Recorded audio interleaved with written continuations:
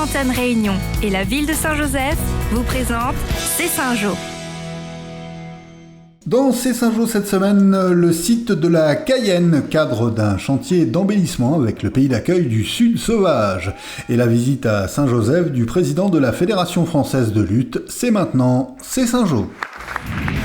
Le pays d'accueil du Sud Sauvage, en collaboration avec les conseils de quartier et la municipalité, intervient dans différents secteurs de la commune. C'est à la Cayenne, au bord de la mer, qu'a eu lieu leur dernier chantier. On a mené donc depuis le début du mois d'octobre 7 actions d'animation avec des thématiques différentes, comme donc la réfection des maçonneries, des opérations de plantation en fait avec les enfants et des opérations de ramassage de déchets, de nettoyage de sites pour pouvoir en fait les remettre en valeur. Quelques animations étaient prévues pour marquer la fin des travaux pour le plus grand bonheur des parents et des enfants.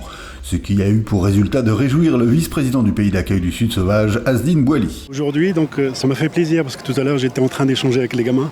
Il y a des gamins qui sont venus me voir pour me dire « Monsieur, mais moi, je viens d'arroser mon arbre tous les 2-3 jours, donc je ramène maman dans ce site. » Je pense que là, c'est le résultat qu'on attend demain, c'est que nos gamins, qui devient un peu la relève pour notre quartier et pour les autres quartiers. Véritable espace de convivialité, de rencontres, d'échanges, qui plus est avec une vue magnifique sur l'océan. L'adjointe du quartier se souvient. C'est un quartier où, avant, tous les gens du Buteau, qui est Cayenne, des quartiers venaient prendre l'air de la mer, l'air frais.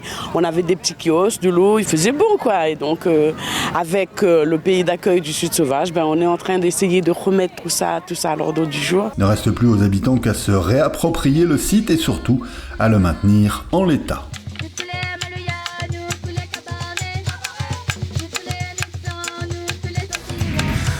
De l'avis même de tous les observateurs, la progression de la lutte à Saint-Joseph est exemplaire. En 15 ans, le club a su se structurer jusqu'à atteindre le très haut niveau. Cela valait bien une visite du président de la Fédération française de lutte, Alain Bertolome. Je le répète, le comité régional de la Réunion et ce qui se passe à Saint-Joseph est unique et beaucoup de nos comités régionaux en métropole pourraient s'en inspirer et devraient même s'en inspirer. Preuve de cette reconnaissance, la nomination d'Yvonique Dijoux au conseil d'administration de la Fédération. C'est vrai que ça fait plaisir de voir le mouvement qu'il y a derrière.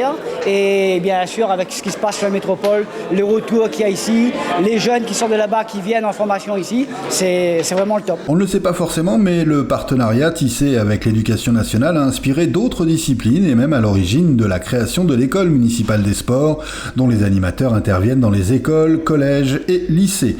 Cette forme de sport-études a prouvé son efficacité. Les résultats scolaires sont au rendez-vous, ce qui réjouit l'adjoint au sport. Je veux remercier les chefs d'établissement, collège, lycée, école, l'IEN, le CPCEPS, M. Lindos, tous ces gens qui travaillent avec nous en concertation, en collaboration et qui font que tous les résultats sont présents.